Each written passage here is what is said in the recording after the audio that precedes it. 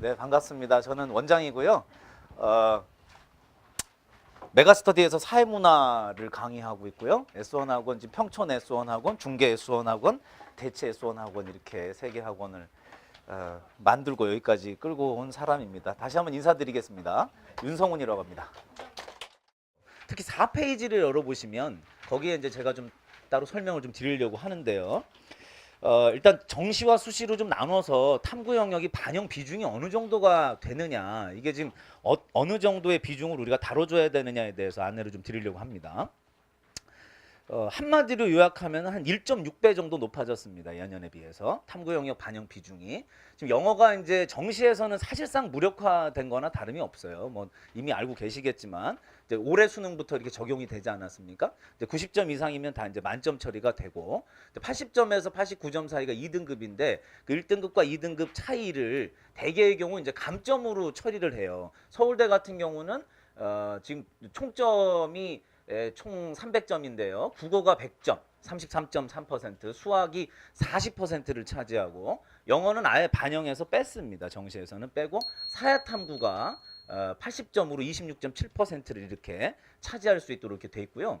영어 같은 경우는 한 등급 내려갈 때마다 0.5점씩 감점을 하는 것으로, 총점에서. 그러니까 총점 제도가 아니고 여기선 전체적으로 총점이 300점이 되는 거죠. 국수탐 합쳐서 총점이 300점이 되고, 영어는 이제 한 등급 내려갈 때마다 0.5점씩. 근데 그나마도 의미가 없는 것이, 영어 1등급을 안 달고 서울대 원서를 쓰는 친구들은 없을 것이기 때문에 사실상 이건 뭐 의미가 없는 수준이다, 이렇게 생각하시면 좋겠어요.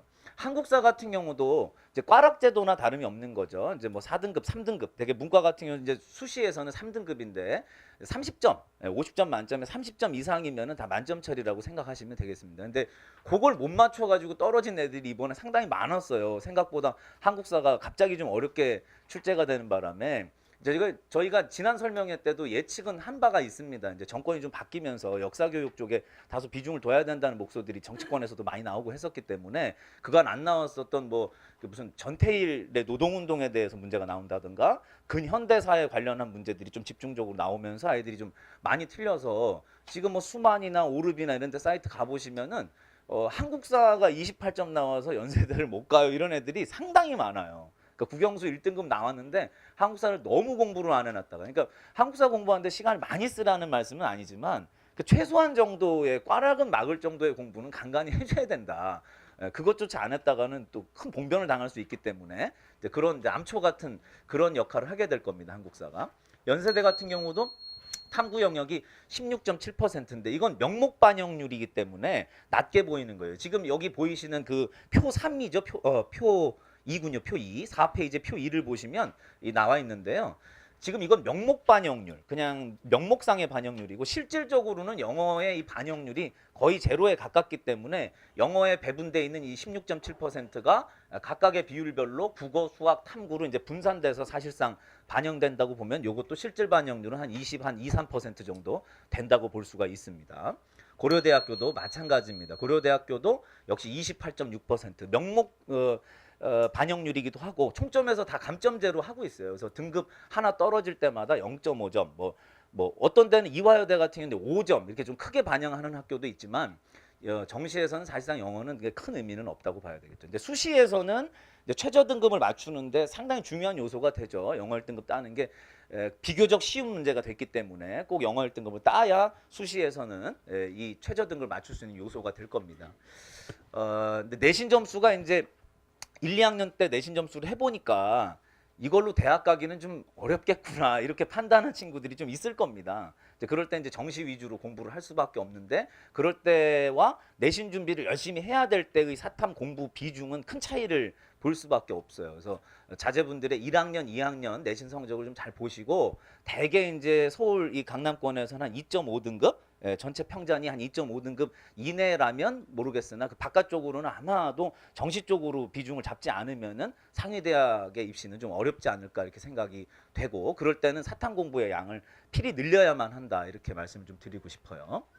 자, 다른 대학들도 비슷하죠. 서강대학교, 성균관대학교, 한양대학교.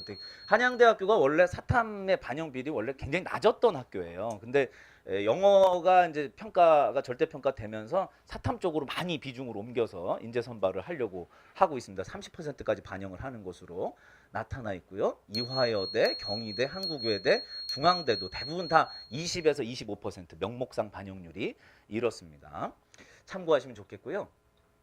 그 다음에 이제 수시 최저학력 기준에 대해서도 나와 있어요. 5페이지를 열어보시면은 이제 거기에 주요 대학들의 수능 최저학력 기준이 나와 있습니다.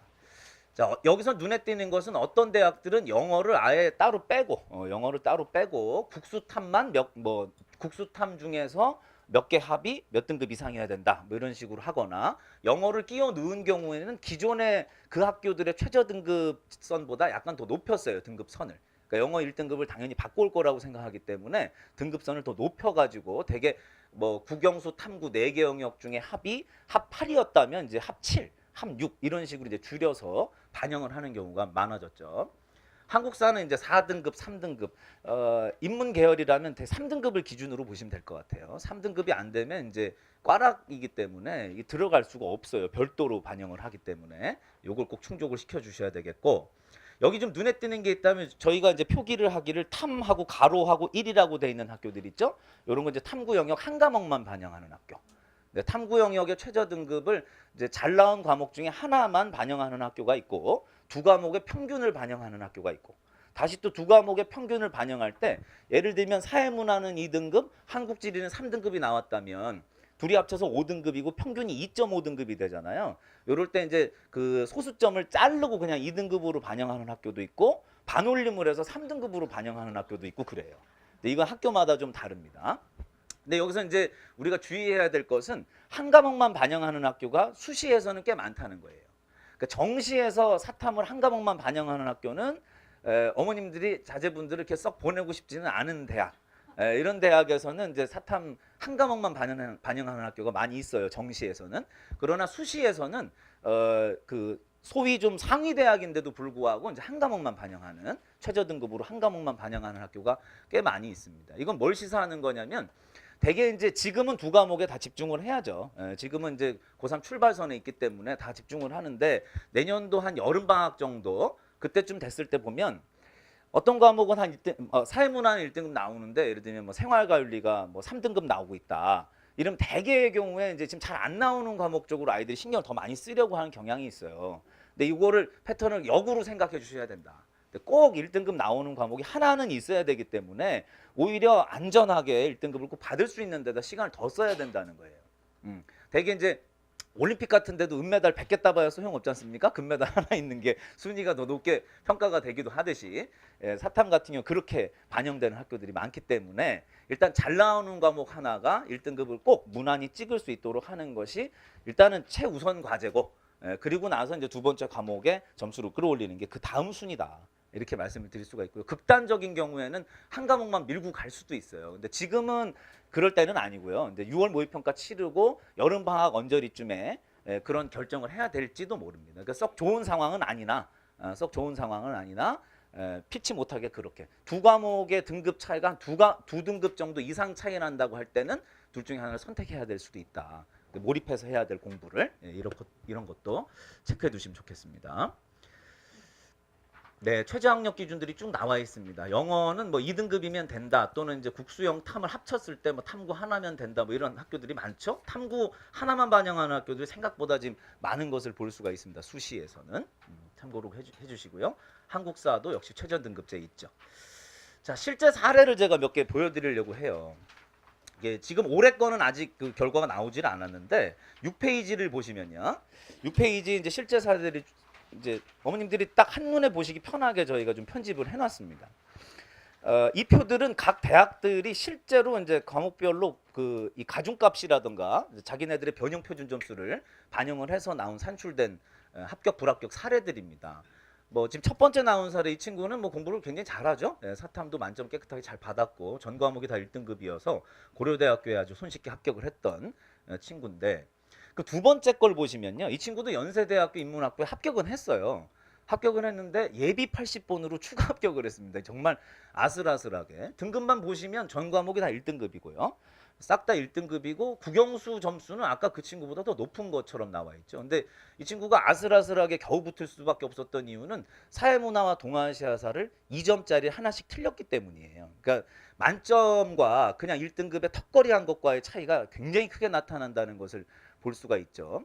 사실 뭐 이 점수는 굉장히 잘하는 점수라고 봐야죠. 50점 만점에 거의 육박했는데도 불구하고 아슬아슬했고, 자, 요런 경우는 역시 뭐 100분위 점수가 국어, 수학, 영어가 뭐 99점, 100점에 달하는 친구인데 한양대학교에 떨어졌어요. 그 이유는 사회문화와 한국지리를 45점, 42점, 50점 만점에 이렇게 받았다는 이유 때문인데요. 2, 3등급 나와버리고 만 거죠. 사실 사탐 과목에서 두 과목 평균 2등급, 3등급 나오면 사실 상위 10개 대학은 끝났다고 봐야 됩니다. 정시에서는 들어갈 방법이 없을 거예요. 그만큼 반영비율도 높고. 근데 이 점수가 지금 보시면 어머님들 자제분들 보시면 흔히 나오는 점수입니다. 매일 받아갖고 오는 점수가 이 점수예요, 지금. 이런 경우도 막 이것도 잘한다고 하는 거죠, 되게. 얘를 못한다고 할 수가 있겠습니까, 사실은. 뭐 지금 50점 만점에 45점, 44점 이렇게 맞는 친구가 못한다고 할 수도 없고 50점 만점을 연달아 3번, 4번 찍는 친구들 흔치 않아요. 실제로 학원에서 난다긴다 하는 친구들도 그 과목에 50점 만점을 내리 아마 3번, 4번 이렇게 나오는 경우가 흔치가 않을 정도인데 그 예민한 차이 때문에 지금 상위 10개 대학 안쪽에서는 합격 불합격에 당락이 갈릴 수도 있다는 것을 여실히 보여주는 그런 장면입니다. 특히나 올해 같은 경우는 이따가 그 과목별로 이제 수능 그 지금 등급 컷 나온 것들을 현장 집계된 상태를 보여드릴 텐데 거의 만점자가 아니고선 1등급이 안 나오는 과목들이 다수가 지금 나와 있는 상태예요. 그래서 하나 정도 틀리면 곧장 2등급, 두 개 틀리면 곧장 3등급 이렇게 돼서 끝나는 거죠. 그냥 입시 전체가 그냥 물거품이 되고 마는 그런 경우가 많습니다. 자, 이 친구는 오히려 역으로 사탐 잘 봐가지고 이제 들어간 케이스인데요. 사실 이제 국어가 이렇게 3등급이 퍽하니 떠버리면 저 학교들을 갈 수가 없어요. 사실은 국어가 3등급이 나왔기 때문에 그것도 뭐 지금 수시 최저 등급 맞추는 것도 아니고 정시에서 지금 이런 상황이 벌어지면 이제 포기를 해야 되는 상황인데 다행히도 한국지리, 세계지리 이 친구는 제가 기억이 나네요. 흔히 말하는 지리빠죠, 지리빠. 지리를 굉장히 좋아하는 애였고 워낙 잘했어요. 선생님도 굉장히 이 친구를 아꼈고 그래서 깨끗하게 50점 만점 받으면서 국어를 제 기억에는 이 친구가 그 수학을 늘 2등급 받던 친구인데 1등급 잘 받았는데 국어는 늘 1등급 받던 건데 수능날 3등급이 나온 거예요. 그래서 이게 큰일이다. 첫 시험부터 국어 시험부터 치르잖아요. 근데 완전히 애가 멘탈이 붕괴가 된 거죠. 근데 마지막에 자기가 자신 있는 지리하면서 그래도 마음을 다잡고 깨끗이 끝을 마무리를 잘 하면서 그래도 본인이 이렇게 썩 맘에 들지 하진 않았지만 그래도 국어가 저렇게 사고가 난 거에 비하면 경희대학교에 잘 입학을 했습니다. 자, 이런 케이스들도 마찬가지죠. 뭐 생활과윤리, 한국지리 지금 요거 요 두 문제 틀린 거예요. 요 한국지리 한 문제 틀린 거고. 요게 단데 이 친구는 112를 받고도 연세대학교에 지금 불합격한 상태고요. 이런 사례들이 많죠. 영어가 지금 3등급이 떴지만은 사회탐구가 깨끗하게 50점 만점 맞으면서 이제 합격한 사례. 근데 이것들은 영어가 절대평가 되기 전의 얘기라는 거예요. 그러니까 심지어는 이제 이 부분이 없다고 생각하면은 더더욱이나 이게 중요해지는 거죠. 지금 영어가 뭐 지금은 뭐 그 올해부터 수능에서는 사실 뭐 탐구가 영어보다 훨씬 더 중요하다고 이렇게 말씀드려도 아마 다 이해를 하실 거라고 봅니다. 영어 선생님들도 다 그렇게 인식을 하죠. 이제 수시에서 그걸 잘 치러내야 되고 90점이라는 컷오프가 생겼다는 의미 그런 것들이 이제 크게 다가오긴 하지만 결국 반영 비율에 있어서는 탐구 영역 한 문제 제가 그래서 계산해 봤더니 탐구 영역 3점짜리 한 문제가 영어 영역 한 문제랑 어느 정도 격차가 나나 봤더니 한 20배 정도 차이 나요. 그러니까 비중값에 있어서 실제로. 그러니까 영어 한 문제 틀린 것보다 20배 정도 더 중요하게 반영이 될 수밖에 없어요. 정시에서는. 그래서 이 민감한 차이를 잘 이해를 해주셨으면 좋겠습니다. 자, 이 올해 나온 이제 수능과 관련해서 제가 좀 설명을 드리려고 합니다. 분석을 조금 해드릴게요. 이게 이제 차기 년도 수능과 아주 큰 연관이 있기 때문에 9페이지를 좀 열어보시면 이게 2017학년도와 2018학년도의 각 과목 선택자의 숫자입니다. 숫자인데 전체적으로 다 내려갔어요. 그것은 뭐 학령 인구 자체가 줄었기 때문이겠죠. 그래서 올해는 60만 6천 명 정도가 선택을 한 거예요. 누적 인원 숫자로. 그리고 이제 그 작년에는 64만 명 정도였으니까 약 4만 명 정도 선택자가 사탐 선택자가 좀 줄었습니다. 그래서 모두 다 조금씩 줄었고 보시다시피 생활관리와 사회문화가 압도적으로 인원이 많습니다. 그리고 한국지리 정도까지를 우리가 이제 수강 인원이 제일 많은 과목으로 보고 있고 나머지 과목들은 대개 이제 3, 4만 명대. 경제가 특이할 정도로 적죠. 경제가 지금 6,600명 정도밖에 안 되니까 인원이 굉장히 적긴 합니다. 적긴 합니다. 그래서 섣불리 선택하기가 상당히 좀 두려운 측면이 있죠. 저는 이제 사회문화를 저도 17년을 넘게 사회문화만 해온 강사인데요. 이제 흔히 시중에서 사회문화 생활과윤리 그냥 하면 되는 거 아닌가요? 이런 말씀을 하도 많이 들어가지고 인원이 많기 때문에 선택하면 유리하지 않느냐 이렇게 말씀하시는데 저는 그 전문학원 운영하고 있는 원장이기도 하고 이렇게 오랫동안 이 사회문화를 해온 사람이지만 인원이 많아서 유리하다는 건 한 번도 느껴본 적이 없어요. 실제로 그게 유리하다고는 저는 전혀 생각을 안 하고 있어요.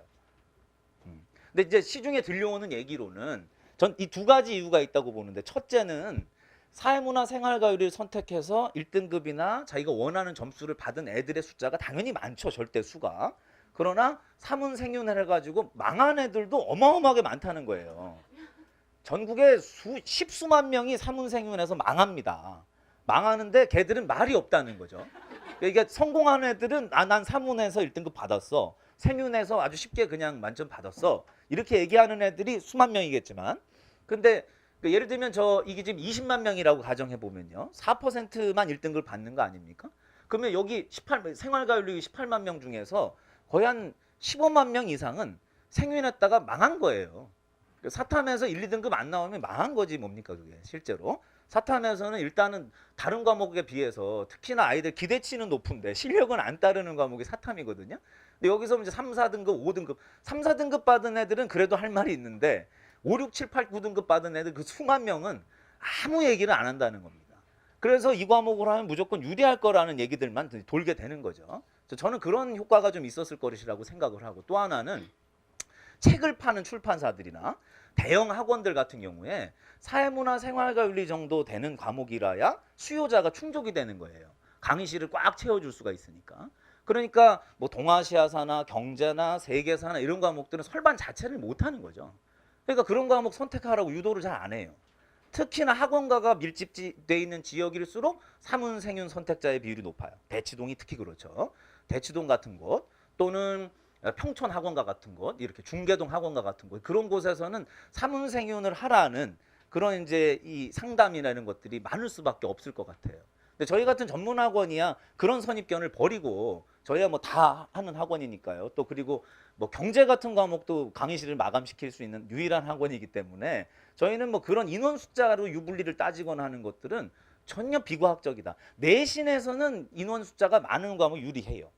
내신에서는 워낙에 표본이 작기 때문에 이게 반에서 만점을 맞아도 1등급이 안 나올 정도로 인원이 적은 과목들이 있잖아요. 이제 이런 거 좀 회피할 필요가 있죠. 그래서 가급적이면 인원이 많이 선택하는 과목들을 내신에서 하는 게 좋으나 수능에서는 이 경제를 제외하고서는 거의 이제 3만 명대가 넘어가기 때문에 표집군 자체가 넓어서 상대평가의 원리상 그걸로 유불리가 가려지진 않더라라는 겁니다.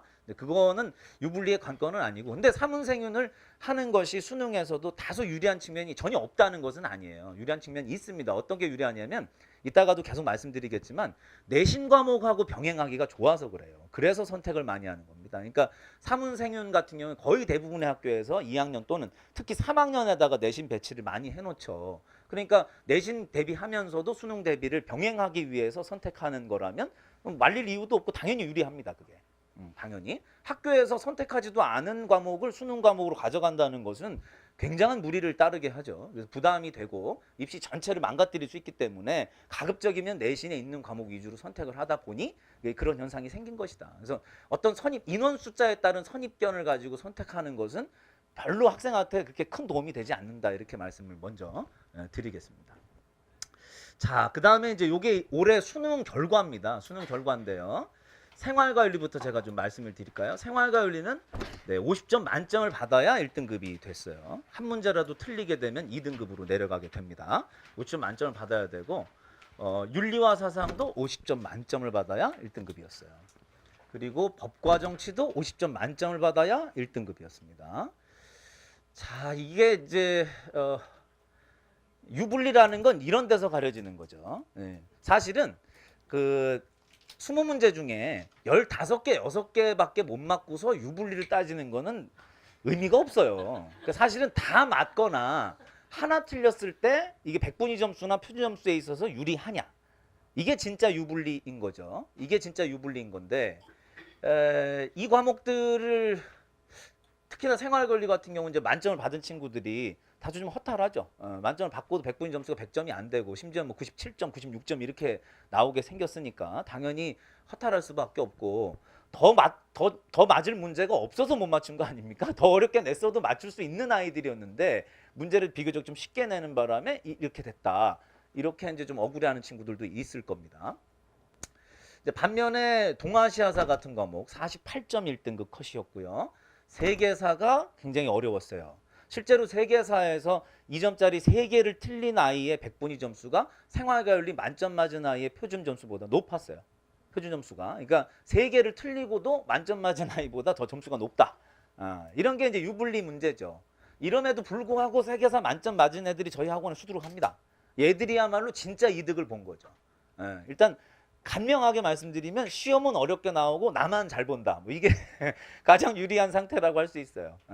그래서 어렵다고 무조건 회피할 필요는 없고 그러니까 생윤이나 뭐 사문이나 동아시아사나 이렇게 이제 그 양이 좀 적다고 알려진 과목들이 있어요. 이런 과목들은 이제 중위권 학생들이나 하위권 학생들은 일단 부담을 느끼면 안 되기 때문에 일단은 2, 3등급까지 빨리 올라갈 수 있는 과목을 선택하는 것이 유리하다고 할 수 있습니다. 학생의 성적대에 따라서 유불리는 다른데 어쨌든 중위권 그 언저리 있는 친구들은 너무 무리해서 양이 많은 과목, 경제, 법과 정치, 뭐 세계사 이런 과목들을 하기보다는 양이 조금 적은 과목을 해서 빨리 2, 3등급을 안착을 하고 그 뒤에 1등급 싸움을 하게 만들어주는 것이 일단은 유리하다고는 할 수 있어요. 그러나 상위권, 최상위권 학생들은 좀 이건 심각하게 고민을 해야 돼요. 그냥 좀 접근하기 편하다고 덥석 선택을 해서 될 일이 아니라 조금 어렵더라도 공부량이 좀 많더라도 답 그 말 꼬아서 내는 거 없고 깨끗하게 공부 열심히만 하면 일단 극도로 어려운 문제가 나오더라도 답은 딱 떨어지는 그런 과목들이 더 편하다고 생각하는 학생들이 많아요. 상위권 학생들 중에는. 그런 학생들은 오히려 이제 그 양이 적은 과목보다는 난도가 일정하게 높게 나오던 과목들을 선택하는 것이 더 좋을 수도 있겠죠. 자, 지금 경제도 50점 만점이었어요. 경제는 어려웠어요. 제가 볼 때는 어려웠는데도 워낙 이걸 잘하는 애들이 많기 때문에 그 어설픈 애들은 경제를 못 하잖아요.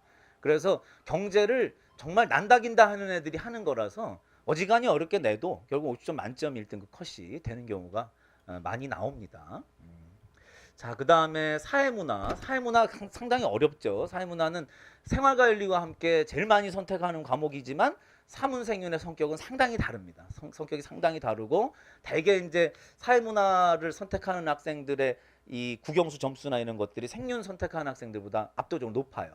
이게 두 과목을 같이 선택하는 애들이 많을 것 같지만 생각보다 많지는 않아요. 둘 중에 하나를 선택을 하고 다른 과목 하나를 선택하거나 이런 애들이 오히려 더 많지 사문생윤 두 개만 딱 이렇게 하는 애들은 들리는 것보단 생각보다 이렇게 나온 거 통계를 보면은 그렇게 많지는 않고요.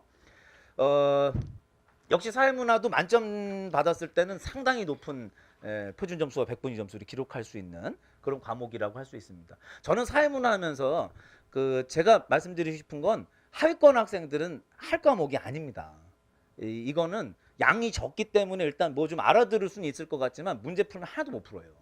너무 어려워요. 특히나 도표 통계 문제 같은 경우는 중위권 밑으로도 상당히 부담을 많이 갖기 때문에 저는 중상위권 이상 학생들이 선택했을 때 특히 유리하다.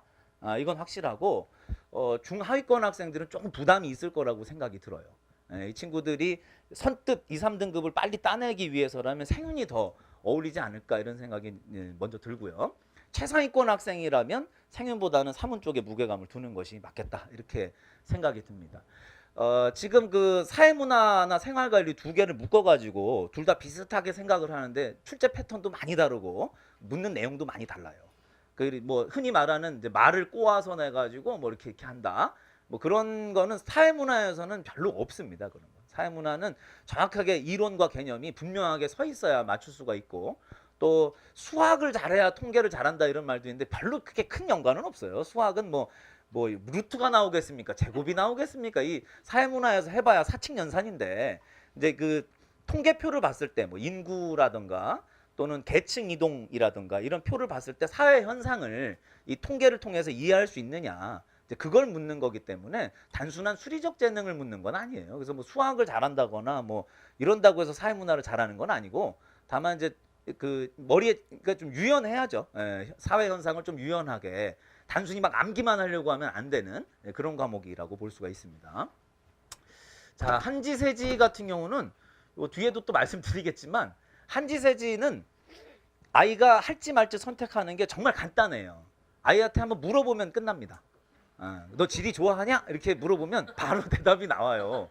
그래서 난 지리라 뭐 지도나 뭐 이런 거 나오면 바로 토가 나올 것 같아. 뭐 이런 애들이 있어요. 근데 걔들은 아무리 그게 뭐 환경적으로 그걸 선택할 수밖에 없는 환경이라도 안 하는 게 맞죠. 지리는 확연히 드러납니다. 아이가 특히나 고등학교 1학년 때 사회를 해봤다면 거기 지형 기후 이게 나왔을 거예요. 그거 딱 보자마자 사회를 원래 중학교 때까지 좋아했는데 고등학교 올라와서 사회는 정말 싫어졌어. 이런 애들이 되게 지리 때문에 그렇거든요. 근데 걔들은 일부 있습니다. 걔들은 안 하는 게 맞아요. 그러면 반대로 지리를 좋아하는 애들은 그럼 있느냐? 별로 없어요. 난 지리 너무 좋아. 이런 애들이 별로 없어요. 근데 이런 거죠. 그러니까 너 지리 좋아하냐라고 물어봤을 때 뭐 특별히 좋아하지도 않지만 뭐 이렇게 크게 뭐 싫지도 않아. 뭐 이런 애들이라면 지리를 잘할 애들이에요. 그 정도만 해도 걔들은 지리를 했을 때 상당히 유리한 입장에 있을 수 있을 정도로 왜냐면 지형 기후 이런 것들은 다소 이게 문과적 성향하고 약간 괴리가 좀 있어요. 그러니까 문과 이과의 한 중간 영역쯤에 있는 그러니까 자연지리 같은 영역 같은 경우 특히나 지구과학적 그런 사고나 이런 것들이 바탕이 돼야 돼서 다소 이과적 성향을 보였는데 이제 문과로 온 게 좀 잘못됐나 뭐 이렇게 생각하는 분들도 있잖아요. 이제 그런 경우 지리했을 때 좀 잘하는 경향이 확실히 있고요. 그다음 전형적인 문과 스타일 있잖아요. 그 텍스트 위주로 이렇게 글 읽거나 이런 건 좋아하는데 뭐 지도 나오고 뭐 이런 거 나오면 일단은 버거워하는 애들이 있어요. 근데 그런 애들은 안 시키는 게 맞습니다. 뭐 한지세지를 누가 유리하다 불리하다 이런 걸 떠나서 아이가 그걸 받아들일 수 있는 상황이 안 되면 이 과목은 안 돼요. 근데 그런 말이 특별히 없는 애들, 뭐 지리를 특별히 싫다는 말을 생전 뭐 그런 얘기를 한 적이 없는 애들은 뭐 지리를 충분히 잘할 수 있다 이렇게 생각하시면 돼요. 뭐 지리를 퍽 좋아해서라기보다는 큰 부담을 안 느끼는 아이라면 충분히 할 수 있는 과목이다. 특히 최근에는 세계지리를 선택하는 친구들이 좀 많았어요. 예. 그래서 아마도 상위권이 조금 이동하지 않았나. 원래 세계지리가 상당히 난이도가 좀 있고 또 만점자의 백분위 점수가 상당히 높은 과목이었었거든요. 근데 올해는 저도 약간 예상 바뀌긴 합니다. 그래서 시험 문제가 쉬웠다기보다는 좀 상위권 아이들이 세계지리가 다소 좀 유리하다고 판단하고 좀 움직인 게 아닌가 이런 생각은 사실 좀 해보긴 했어요. 결과를 보면서. 자, 지금 참고로 이건 확정 컷이 아니고요. 아직 확정된 성적 발표는 나오지 않았고 메가스터디에서 한 3, 4일 전에 까지 이제 나온 자료를 토대로 하고 있습니다.